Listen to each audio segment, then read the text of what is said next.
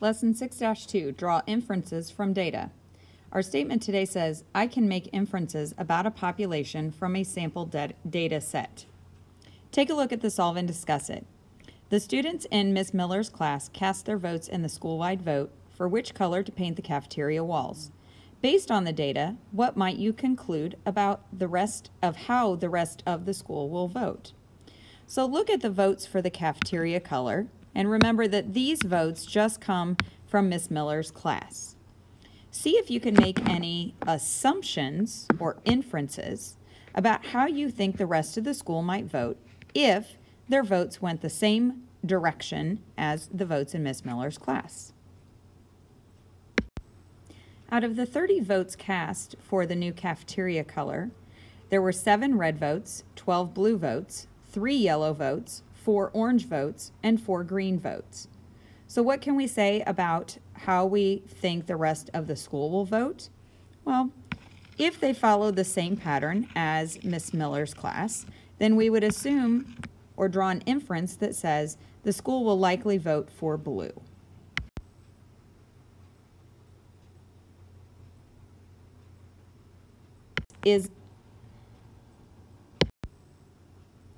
Just like in literature and writing class, we're going to learn about inferences in math. How can inferences be drawn about a population from data gathered from samples? Take a look at example 1. Draw qualitative inferences from data. Sasha is trying to convince her mother to change her bedtime on school nights. She gathers data on the average number of hours of sleep that a random sample of 7th grade students in her school get each night. Will Sasha be able to convince her mother to let her go to bed later? So let's take a look at the data. On school days, Sasha's bedtime is 9 p.m. Her wake-up time is 6:30 a.m. and she gets 9½ hours of sleep. So Sasha, in step 1 right here, displays the data she collected in a dot plot, and she describes the data. So the range is between 10¼ hours of sleep per night and 8 hours of sleep per night, or a range of 2¼ hours.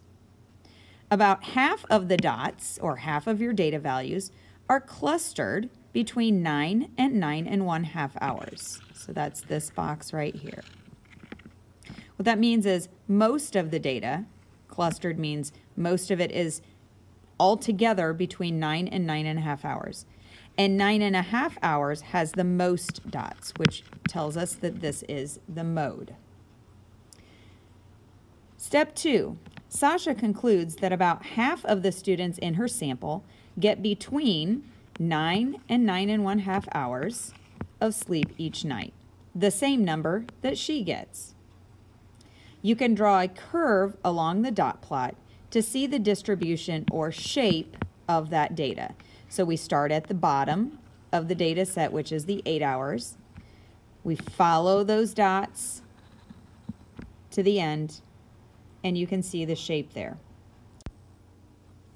Just like in writing and literature, an inference is a conclusion made by interpreting data or looking at the information you're given and making a conclusion about that information. Sasha infers that about half of the 7th graders in her school get between 9 and 9½ hours of sleep each night. Sasha will probably not be able to convince her mother to let her go to bed later. Now let's take a look at the triad. See if you can look and follow the dot plot given on the right-hand side about hair length to answer and fill in the boxes. In this problem, the data are clustered between 1/2 and 2 inches and between 3½ inches and 4½ inches. So there are actually 2 clusters without much in between them. In this case, Dash can infer from the data that 7th grade boys in his school have both long hair and short hair. Example 2. Draw quantitative inferences from data. Sasha's friend Margot suggests that Sasha calculate the mean and median of the data set to determine whether they support her previous inferences about the population. In this case, we're still talking about hours of sleep per night. Okay, so Sasha's friend Margot wants her to calculate both the mean and the median of the data set to see if they actually do infer what Sasha mentioned back in example 1. The mean of the data is about 9 hours, 16 minutes, and the median is 9 1/4 hours, or 9 hours, 15 minutes. An inference is valid if it is based on a representative sample, and there are enough data to support it. So a valid inference is one that is very likely to be true about a population. Okay, so it has to be a representative sample, and there has to be enough data to support it. So you can't just ask 2 friends or 3 friends, because that's not enough data to support a conclusion. In this case, the mean and median support Sasha's inference that 7th graders get an average of 9 to 9 1/2 hours of sleep each night. Now look at example 3. Compare inferences based on different samples. Margot and Ravi are also trying to get their parents to let them stay up later. They collect data about the number of hours of sleep a random sample of 7th graders get each night. The 2 box plots show their data. Do Margot's and Ravi's data support Sasha's inference about the number of hours of sleep that 7th graders get? In other words, does the data that Margot collected and the data that Ravi collected support Sasha's inference that most 7th graders get between 9 and 9 1/2 hours of sleep each night? When you look at the box plot, you need to remember what those pieces are that create that box plot. In this case, the median time is 9 1/4 hours in each random sample. However, based on the box plots, Margot and Ravi can infer that less than half of the 7th graders get between 9 and 9 1/2 hours of sleep each night.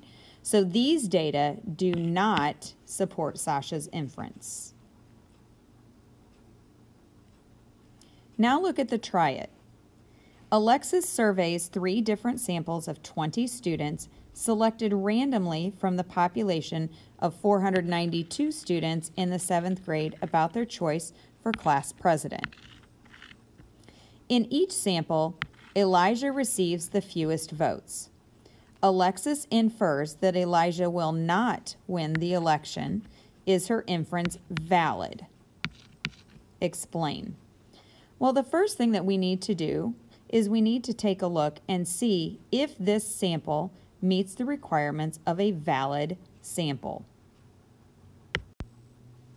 And then we can determine if there is enough information here for a valid inference.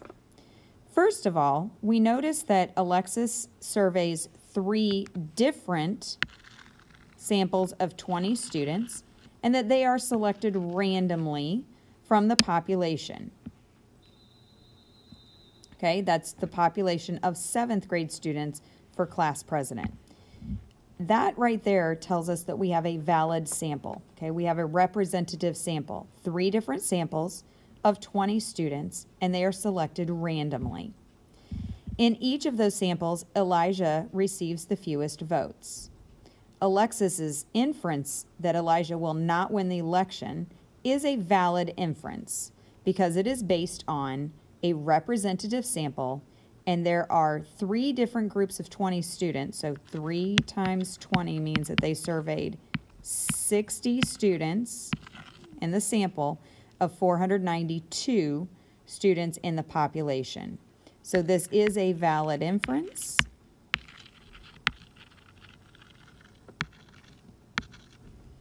Okay, because the sample is a random and representative sample.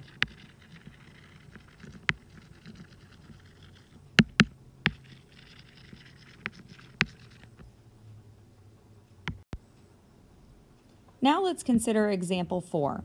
Make an estimate from sample data. Derek is writing a report on cell phone usage.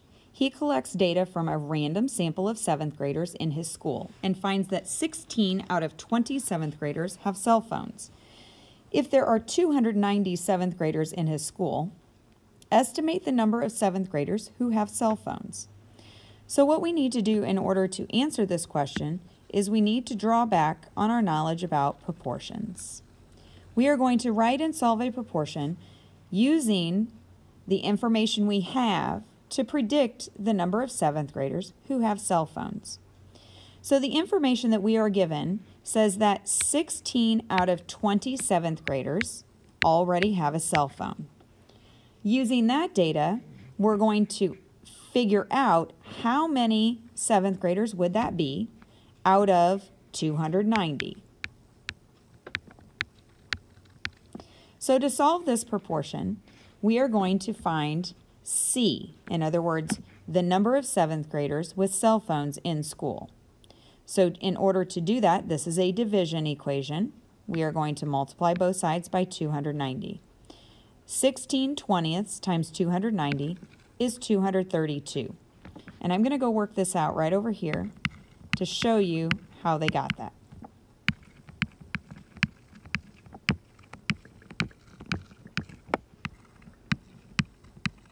Now remember, when you multiply fractions times whole numbers, you're going to do 290 times the 16 and then divide that result by 20. So this gives us 4,640 divided by 20, which is the 232. So about 232 seventh graders in Derek's school have cell phones. Now I want you to complete the try it. See if you can use the new information about eighth graders to determine about how many eighth graders in his school will have cell phones. You should have gotten 279 eighth graders. The proportion that you need to set up to solve this looks like this. 18/20 equals E over 310. So we're looking for what is equivalent to 18 out of 20 if there are 310 eighth graders total. And last but not least, let's take a look at the key concept. You can analyze numerical data from a random sample to draw inferences about a population. Measures of center, like mean and median, and measures of variability, like range, can be used to analyze the data in a sample. Don't forget that the mean is an average, and the median is the number in the middle of the data set. The range can be found by subtracting the high number and the low number to determine how much space there is between those two values.